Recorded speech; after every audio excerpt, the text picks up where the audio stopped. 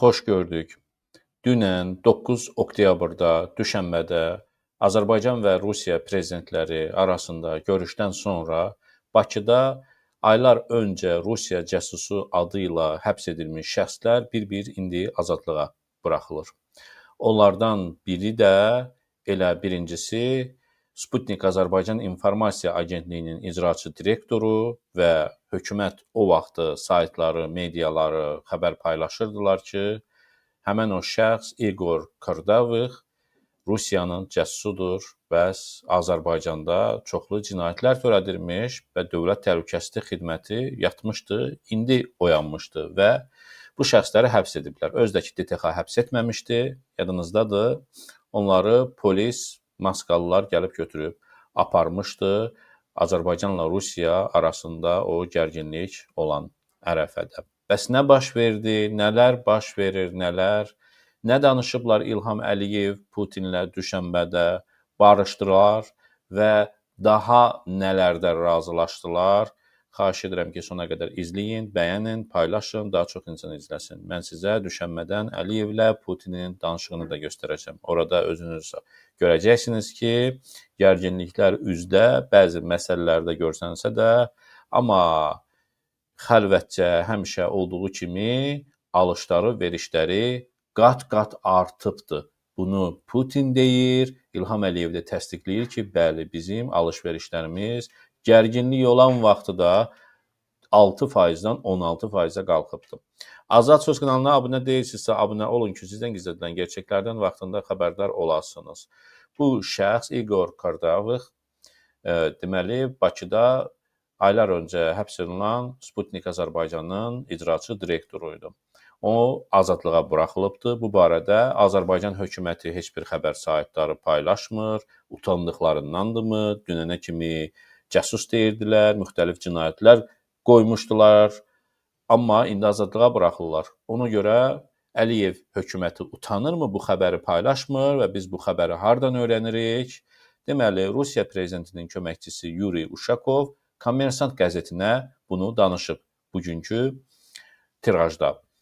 Nəşrin yazdığına görə Uşakov bu məsələ ilə bağlı Azərbaycanlı həmkarı Hikmət Hacıyevlə işləyib və qərar Rusiya prezidenti Vladimir Putinlə Azərbaycan prezidenti İlham Əliyevin düşənbədə keçirilən görüşü ərəfəsində də qəbul olunubdur. İqor Kırdavix 1 iyulda Azərbaycan Daxili İşlər Nazirliyinin Sputnik Azərbaycan ofisində keçirdiyi əməliyyatdan sonra 4 ay müddətinə həbs edilmişdi. Ona Cinayət Məcəlləsinin dələduzluq, qanunsuz sahibkarlıq yolu ilə külli miqdarda gəlir əldə etmə və cinayət yolu ilə əldə edilmiş əmlakı leqallaşdırma maddələri üzrə ittihamlar irəli sürülmüşdü. Hökumətin saytları da xəbər paylaşırdılar, deyirdilər ki, bu Rusiyanın cəsusudur. Rəsmi olaraq buna bu maddələri qoymuşdular, amma mediada hökumət isə bu xəbəri yayırdı ki, o Rusiya cəsusudur. İndi bu cinayətkardırsa, eyni zamanda cəsusdursa, bunu niyə azadlığa buraxırsınız siz? Deyirlər ki, Rusiyada da bir hansısa bir Məmmədəli Ağayev adlı şəxs azadlığa buraxılıb, Azərbaycanlıdır, amma Azərbaycan vətəndaşı deyil, Rusiya vətəndaşıdır və mən baxıram ki, bu da İlham Əliyevin tulası olubdur bu şəxs və o da azadlığa çıxıbdır. Bu xəbəri də yayırlar ki, güya Putin İlham Əliyevə mənim orada həbs etdiyin Rusiya vətəndaşlarını azadlığa burax bir qarşılıq olaraq da İlham Əliyevi təmizə çıxartmaq istəyirlər ki, Ruslar da bizim vətəndaşı çıxartdılar. Xeyr, bu Məmmədəli Ağayev Rusiya vətəndaşıdır. Azərbaycançılıqdan çıxmış sadəcə İlham Əliyev və Əliyev rejiminə, YAP hakimiyyətinə qulluq edən bir şəxs olubdur. Nə önəmli bir şəxs olub. Bazarlarda, orada, burada, hava limanlarında yatıb, nə bilim, şərlənib həbs olunan Azərbaycanlılar da var. Və yaxud da bədbəxtlikdən həbs olunan Azərbaycanlılar da var. İlham Əliyev onların qeydinə qalsın. Öz tulasının, bir nəfər tulasının yox. Dəyərli dostlar, bəs Əliyevlə Putin nə danışıbdı? İndi onu mən sizə göstərəcəm. Bax, bu kadrlar yadınızdadır. Dəmdəstgah qurmuşdular. Nə oldu indi bir-bir azadlığa buraxırsınız, üzərindən bir neçə ay keçdi. Bəs bunlar cinayətkar və cəsusu idilər. Əliyevlə Putin nə danışıb?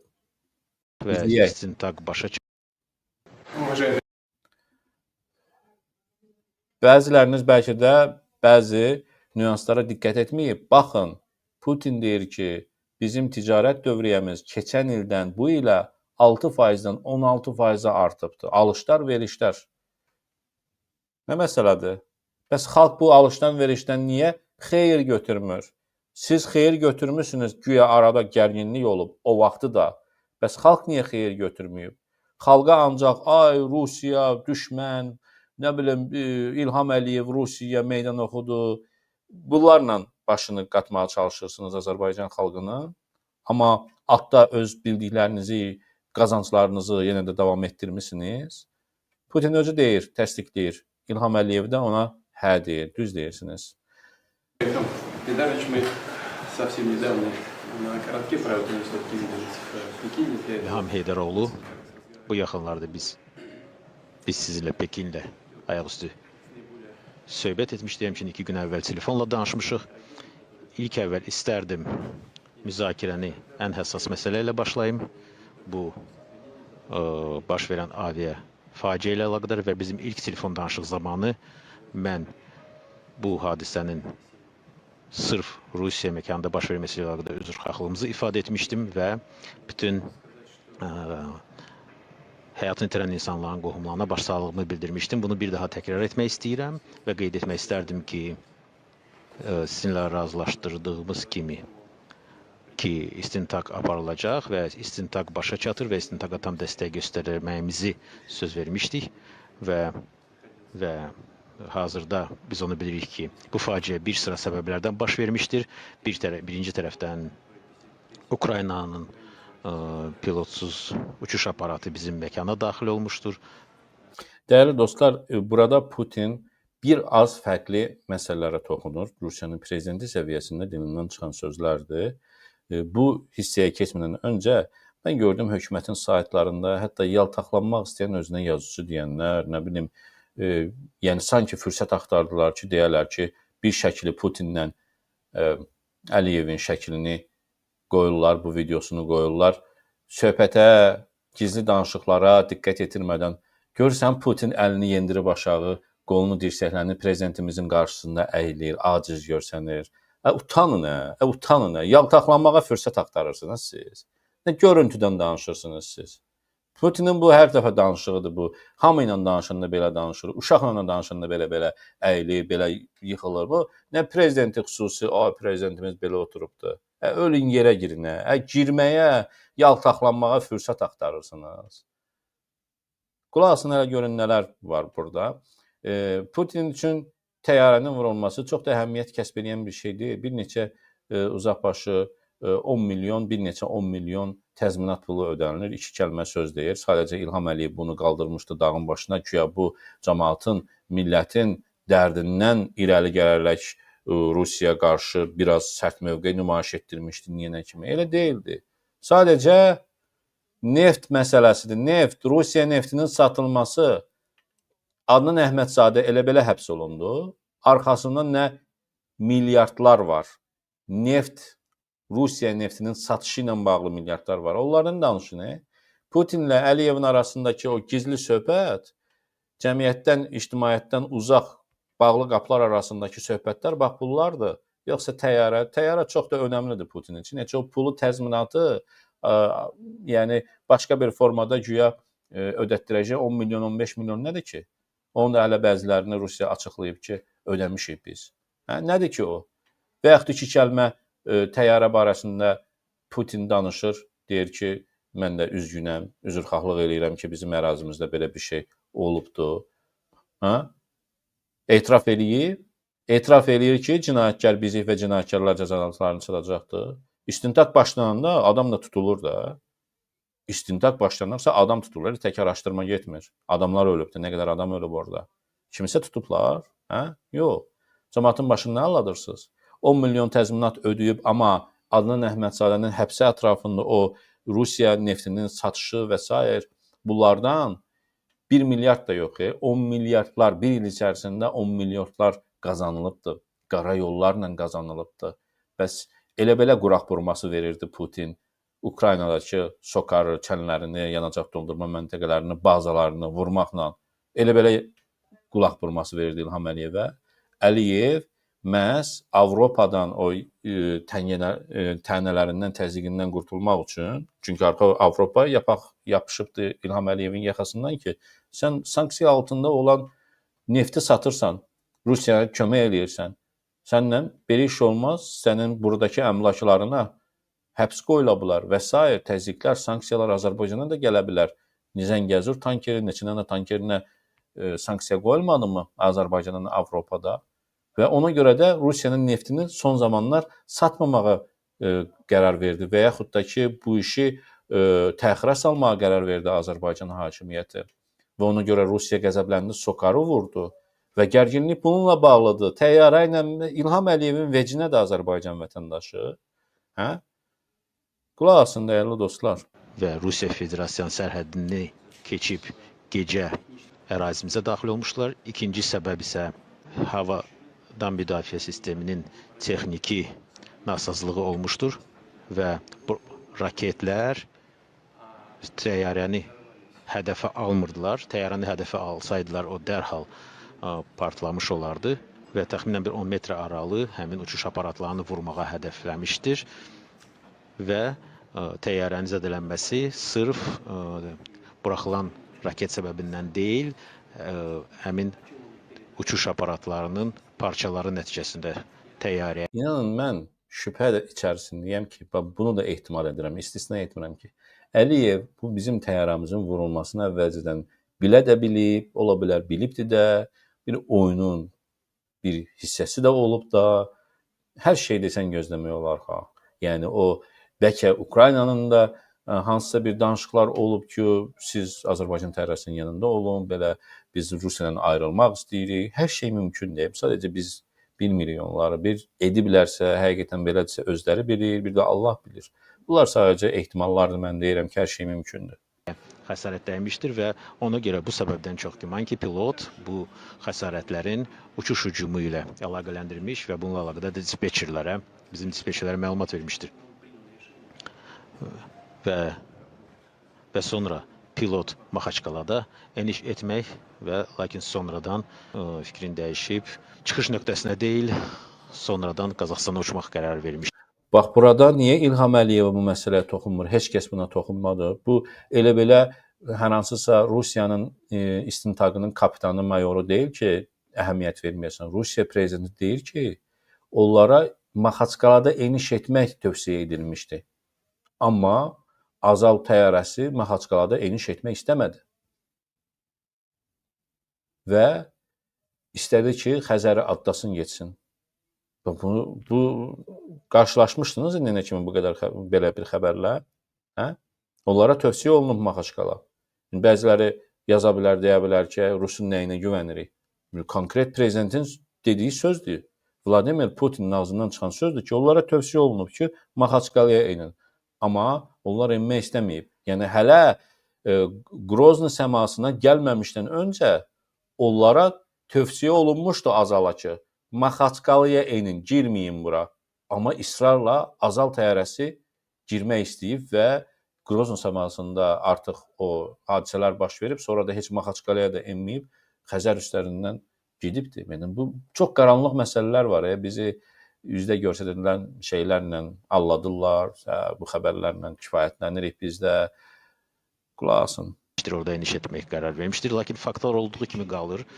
Faciənin səbəblərini mən sizə təsvir etdim və bunun hamısını biz sırf baş verən faciənin texniki xüsusiyyətlərinin və digər amillərinin təhlilindən sonra gəldiyimiz nəticəyə əsasən təqdim edirəm və bu məsələləri sizinlə daha əvvəl də müzakirə etdik və sözsüz ki, hələ İlham Əliyevin danışıqlarına baxarsınız, təsdiqlənmənə. Təşəkkür edirəm Vladimir Putin. Budur, yəni özünə hörmət edən prezident, yəni budur, Putin Əliyevin qarşısında əyilir, əzilir, nə bilim. Bu kimi hallarda, bu kimi faciəvi hallarda tələb olunan bütün hərəkətlər Rusiya tərəfindən icra olunacaq, təzminat ödəniləcək və 10-15 milyon təzminat nədir? O gizli neft sözləşmələri 10 milyardlarla dollar dəyərində onların yanında nədir ki, 10-15 milyon Həmin təzminat? hadisəyə hüquqi qiymət veriləcək.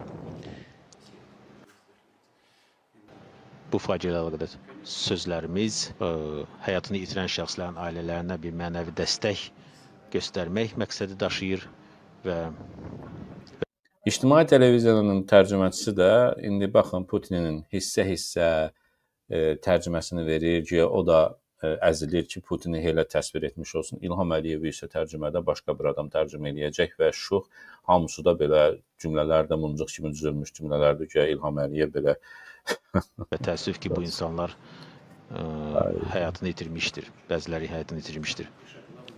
Və bizim vəzifəmiz daha əvvəl qeyd etdiyim kimi və biz də razılaşdırdığımız kimi bu hadisələrə obyektiv qiymət verməkdir və tam istintaqının aparılmasıdır. Və bu qədər müddət sırf ona görə tələb olmuşdur ki, biz bu məsələyə son nöqtəni qoymaq istəyirdik. Lakin ümumiyyətlə mən sizə bizim görüşdən əvvəl təqdim olunan 2 gün əvvəl təqdim olunan məsələlərə dair mənə verilən izahatları sizə təqdim etdim və bugün görüşdən əvvəl də hər hansı bir yeniliyin olub-olmasını soruşdum, lakin hal-hazırda fərqli bir yenilik yoxdur.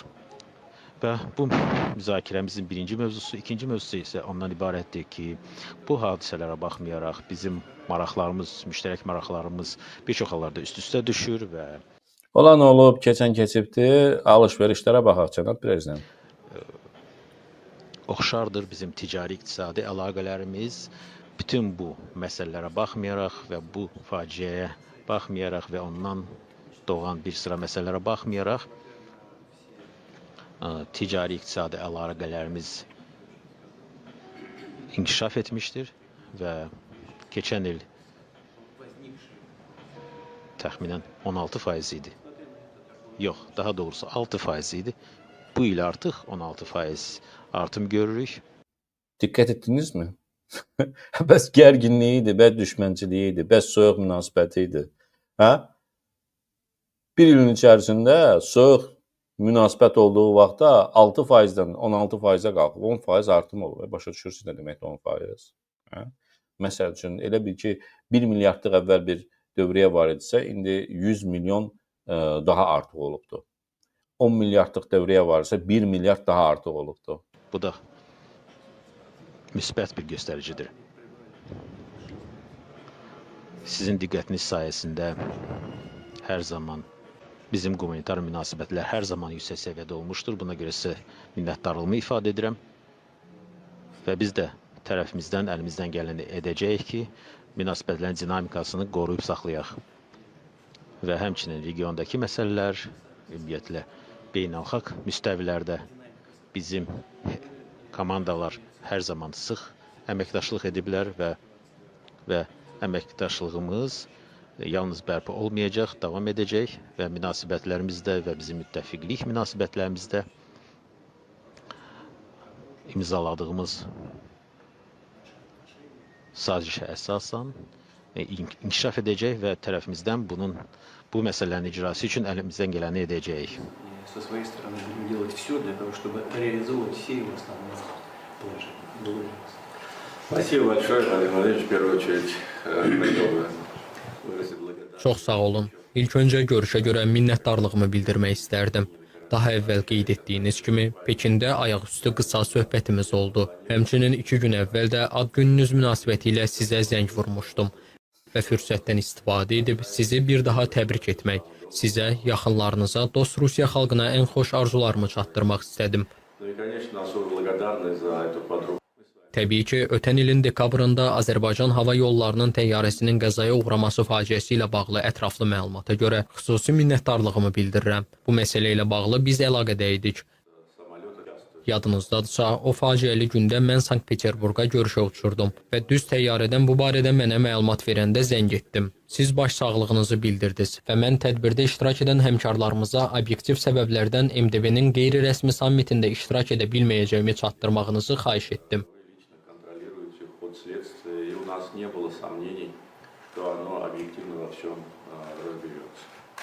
Поэтому хотел бы еще раз выразить благодарность, именно что вы сочли нужным на нашей Mən də sizə təşəkkür etmək istədim ki, bu vəziyyətə şəxsən nəzarət edirsiniz və bildiyiniz kimi biz fikir mübadiləsi aparmışıq. Komandamızın üzvləri daim əlaqədədirlər.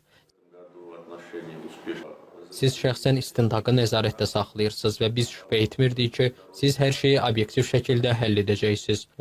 Elə idi, doğrudan. Axı Əliyev özü də, onun deputatları da, hökumətin saytları da yazırdı ki, biz istintaqa şübhə eləyirik, istintaq belə elə.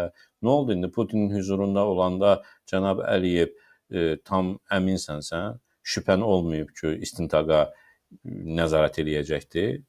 Ona görə də iclasımızda bu məsələyə diqqət ayırdığınıza nəzarət edirsiniz və bildiyiniz kimi biz fikir mübadiləsi aparmışıq. Komandamızın üzvləri daim əlaqədədirlər. году отношения успешно. Siz şəxsən istintaqı nəzarətdə saxlayırsınız və biz şübhə etmirdik ki, siz hər şeyi obyektiv şəkildə həll edəcəksiniz. Ona görə də iclasımızda bu məsələyə diqqət ayırdığınıza görə bir daha minnətdarlığımı bildirmək istəyirəm. Qeyd etdiyiniz kimi, bu il təkcə ticarət-iqtisadi əlaqələr deyil, digər sahələrdə də əlaqələr uğurla inkişaf edib. Qeyd Hər etdiyiniz sahədə. kimi ticarət dövriyyəmiz yaxşı dinamika nümayiş etdirir və digər sahələrdə heç bir geriləmə və ya ləngimə müşahidə olunmur. Уверен, что те Yol və месяцы, gərginlik var idi. Hə? управляем Əksinə, təsdiq etdiyimiz yol xəritələri uğurla icra olunur. Bu yaxınlarda hökumətlərarası komissiyanın iclası da çağırılıb. Adnan Əhmədzadənin həbsə ətrafında baş verənlər də Vladimir Putinlə İlham Əliyev arasında olan danışıq olub. Bu 9 dəqiqəlik, 10 dəqiqəlik danışıq sadəcə ictimaiyyətə açıq, güya xalqlarımıza göstərək, qürrələnək, nə bilim, yekələnək. Amma bağlayıblar sonra qapıları, öz aralarında söhbətlərini eləyiblər. Hələ bu günləri də MDB dövlət başçılarının düşənmədə görüşü davam eləyir və danışırlar, alış-veriş, xalqa yalanlar da danışırlar. Sizi vətənpərvərlik hisslərinizdən oynayırlar, manipulyasiya eləyirlər. Kim istəyirsə, kimsə belə tupoy olub və istəyirsə də ki, belə ürəyi açılsın bu söhbətlərlə, baxıb ki, İlham Əliyevin qabağında Putin əyilir. Bu söhbətlər ona belə xoş gəlirsə, qoy tupoyluğuna davam eləsin. Kimsə gerçəyi bilmək istəyirsə, doğrulara qulaq asmaq istəyirsə, Azad Söz kanalında qalsın və bəyənin, paylaşın ki, başqa insanlar da gözü açılsın. Salamat qalın.